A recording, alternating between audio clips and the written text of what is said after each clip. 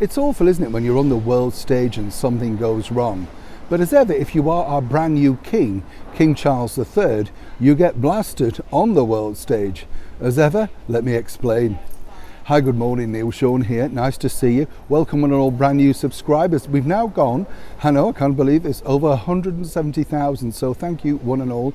Thank you for tuning in and thank you for giving me your time. Hope you're enjoying what you've seen. We are really busy right now. So do forgive some of the glitches that may pop up. You never know. But we're literally breaking stories as they happen and trying to report on them exactly what we find in that moment in time. As I said before here on the show, you know, it's history in the making. What we're going through in this next week is truly historical. You know, we'll look back on it. Well, we won't, sadly. I don't think we'll be here. But many people will look back and say, what was it like, the Elizabethan age? And how lucky are we that we lived through it? And of course, many now are going into a brand new era. King Charles III. Sadly for King Charles, though, is already being caught out.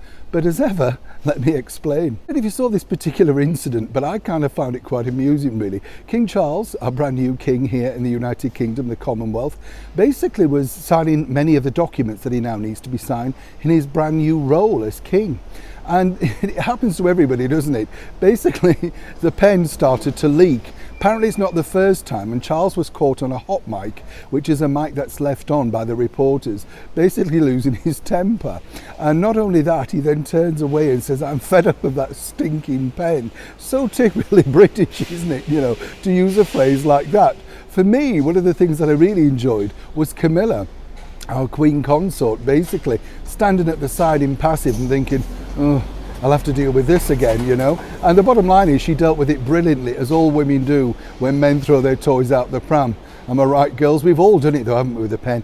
Really annoying. And also, can I just tip off, let me just finish on that, by the way. That apparently, you know, the media tried to play down him being negative and all of that sort of stuff. Actually, it's humanised him. A lot of people love him for it. I'd love to know what you think in the comments below, because I think it does happen. And, you know, why shouldn't he lose his temper? He's working long hours right now. The one simple task he's being asked to do, and somebody gives him a pen that leaks. Could have gone all over his white shirt, his suit, anything. So of course you get angry, don't you? I think the media do try and stir these things up. And for once, I agree with His Royal Highness King Charles. I'd be furious too. Can we also touch on the topic also of the redundancies looming at Clarence House? This is the official London home, of course, of King Charles, who's now going to be basing himself, we are told, in Buckingham Palace. Biggest story here is that the media have basically said that the redundancies were announced during his service at Westminster, of course, Abbey recently. Yes, you know, there's never a good time, is there, to announce redundancies? Rather unfortunate, but here is the story.